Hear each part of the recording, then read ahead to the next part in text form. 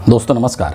एक वक्त हुआ करता था जब राहुल गांधी के बारे में ये बोला जाता था कि राहुल गांधी एक पार्ट टाइम पॉलिटिशियन है जिनका कि राजनीति में कोई दिलचस्प नहीं है। लेकिन आज के समय में वही राहुल गांधी राजनीतिक तौर पर इतने अधिक सक्रिय हो चुके हैं कि उनकी ये सक्रियता नरेंद्र मोदी की मुश्किलों को बढ़ा रहा है। आज इस वीडियो के अंदर हम लोग इन्हीं सक्रियताओं के बारे में बात करेंगे और ख़ास तौर से हमारा फोकस रहेगा मणिपुर और महाराष्ट्र को लेकर के, क्योंकि इसके बहुत गहरे मायने हैं। आपको पता है कि 2024 का लोकसभा चुनाव संपन्न हुआ, उसके रिजल्ट्स आए। रिजल्ट्स आने के बाद में एनडीए की सरकार बनी, नरेंद्र मोदी तीसरी बार प्रधानमंत्री बने और राहुल गांधी इस बार एलओपी बने, नेता प्रतिपक्ष बने, लीडर ऑफ ऑपोजिशन बने। और संसद भवन के अंदर जिस तरीके से उन्होंने नेता प्रतिपक्ष के रूप में भाषण दिया, उसकी पूरे देश में खूब चर्चा हुई, उसके ऊपर खूब डिबेट हुआ, डिस्कशन हुआ, विचार हुआ, विमर्श हुआ। और उसके बाद से राहुल गांधी लगातार सक्रिय हैं। आप देखेंगे कुछ एग्जाम्पल्स मैं यहाँ पर रखना चाहूँगा। उन सब में एक बहुत कॉमन चीज़ है।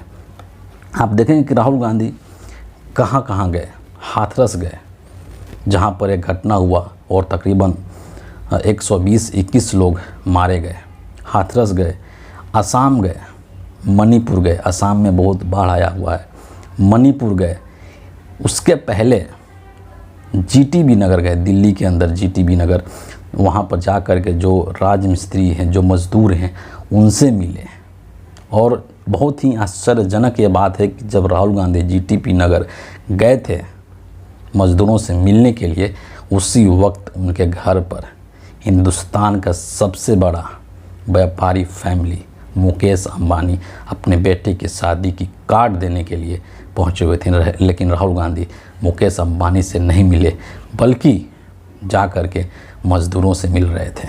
ये एक बहुत बड़ा संदेश देने का काम किया है राहुल गांधी ने पूरे देश को, और नरेंद्र मोदी को भी, और साथ ही साथ मुकेश अंबानी को भी।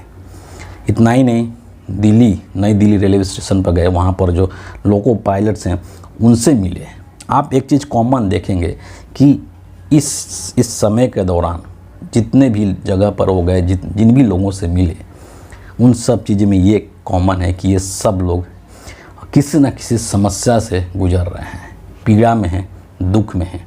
और राहुल गांधी जाकर के वहाँ पर उनके उसी दुख को, तकलीफ़ को, पीड़ा को समझने का इन्होंने कोशिश किया और उसका एक सॉल्यूशन, एक जो पॉसिबल सॉल्यूशन हो सकता है, वो सॉल्यूशन करने के लिए उन्होंने उन लोगों को एक सांत्वना दिया कि हम हैं, आपको चिंता करने की ज़रूरत नहीं है, हम भरसक कोशिश करेंगे, जितनी हमारी क्षमता है उस क्षमता के अनुरूप हम कोशिश करेंगे, हम आपकी समस्याओं को ख़त्म कर सके, दूर कर सके। रायबरेली भी गए हुए हैं।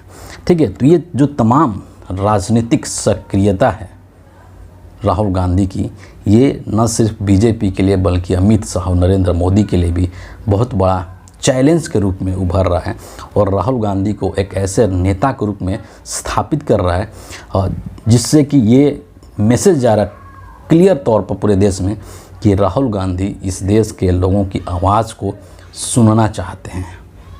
इन जगहों पर वो रेड कारपेट पर चलने के लिए नहीं जा रहे हैं, यहाँ पर फ़ोटो शूट कराने के लिए नहीं जा रहे हैं, वहाँ पर मौज मस्ती करने के लिए नहीं जा रहे हैं, वहाँ पर खुशियाँ मनाने के लिए वो नहीं जा रहे हैं, बल्कि वहाँ पर इन लोगों की समस्याओं को सुनने के लिए जा रहे हैं। दूसरी तरफ आप अगर देखेंगे, देश के प्रधानमंत्री नरेंद्र मोदी, जो खुद को प्रधान सेवक कहते हैं, जो कि कहते हैं कि इस देश की 140 करोड़ जनता ही मेरा परिवार है, वो नरेंद्र मोदी ना तो हाथरस जाते हैं, ना मणिपुर जाते हैं, और ना ही इस देश की जो समस्याएं हैं उससे वो रूबरू होने की कोशिश करते हैं, ना ही वो पेपर लीक, पेपर धांधली की समस्या से जो ग्रसित छात्र हैं उनसे वो बातचीत करने को तैयार होते हैं।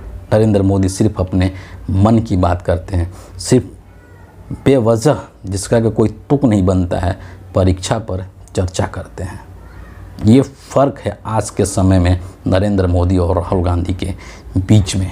और ये सभी चीज़ें जो हो रही हैं, जिस तरीके से राहुल गांधी जा रहे हैं, लोगों से मिल रहे हैं, तो एक कनेक्ट बन रहा है लोगों के बीच में और राहुल गांधी के बीच में।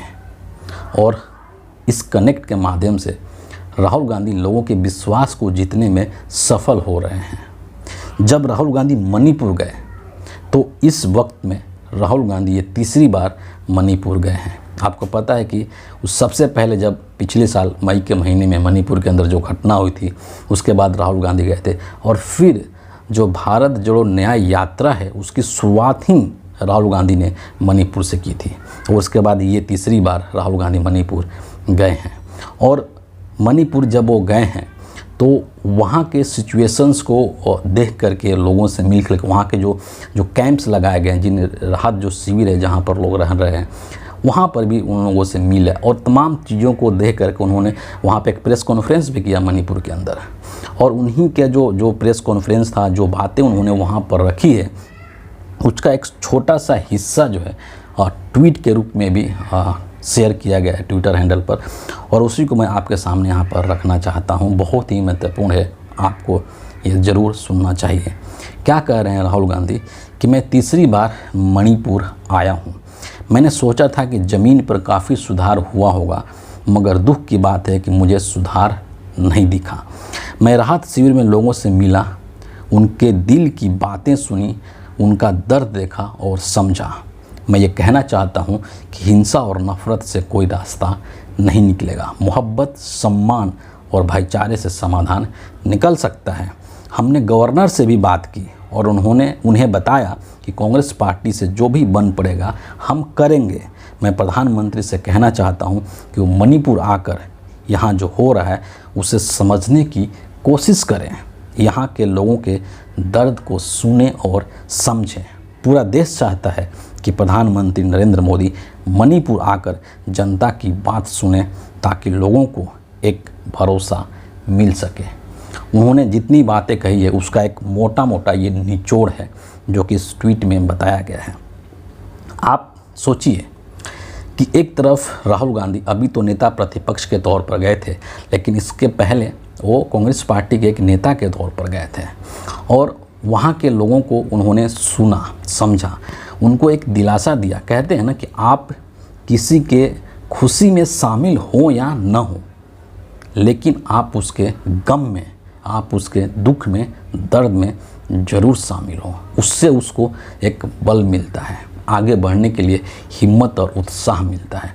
और यही काम यहाँ पर राहुल गांधी करते हुए नज़र आ रहे हैं।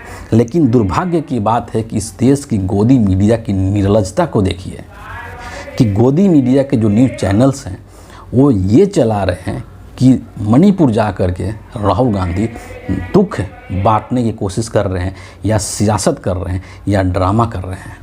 मैं कहता हूँ गोदी मीडिया के उन चैनल से, गोदी मीडिया के उन पत्रकारों से, तथा कथित पत्रकारों से जो कि अपने पत्रकारिता के धर्म को भूल चुके हैं, मैं कहता हूँ कि यही ड्रामा, यही सियासत तुम्हारे नरेंद्र मोदी मणिपुर जा कर के क्यों नहीं करते हैं। पूरी दुनिया घूमने के लिए नरेंद्र मोदी के पास वक्त है। देश में हर जगह जा कर के चुनाव प्रचार करने के लिए, हर जगह जा कर के नफरती भाषण देने के लिए नरेंद्र मोदी के पास वक्त है, समय है। लेकिन इसी देश के अंदर एक राज्य है मणिपुर, जो कि पिछले 1 साल से अधिक समय से अशांत है। वहाँ पर नरेंद्र मोदी क्यों नहीं पहुँचते हैं। इस देश के प्रधानमंत्री हैं, पूरे देश के प्रधानमंत्री हैं। ऐसा तो नहीं कि मणिपुर के प्रधानमंत्री नहीं है, या मणिपुर हिंदुस्तान का हिस्सा नहीं है, या मणिपुर की जो जनसंख्या वो भारत की जनसंख्या में शामिल नहीं है। बोलते हैं ना मोदी जी कि 140 करोड़ भारतीय ही मेरा परिवार है, तो उन 140 करोड़ भारतीयों में से मणिपुर के लोग भी हैं। तो आप वहाँ के लोगों के भी प्रधानमंत्री हैं, आप क्यों नहीं जाते हैं। आपको वहाँ पर ज़रूर जाना चाहिए।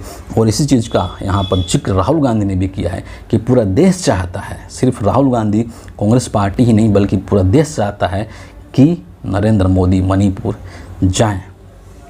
लेकिन मोदी जी ऐसे व्यवहार कर रहे हैं जैसे कि इस हिंदुस्तान के अंदर मणिपुर नाम का कोई राज्य ही नहीं है और वहाँ पर सब कुछ सही है, कोई दिक्कत ही नहीं है। इस तरीके के व्यवहार कर रहे हैं।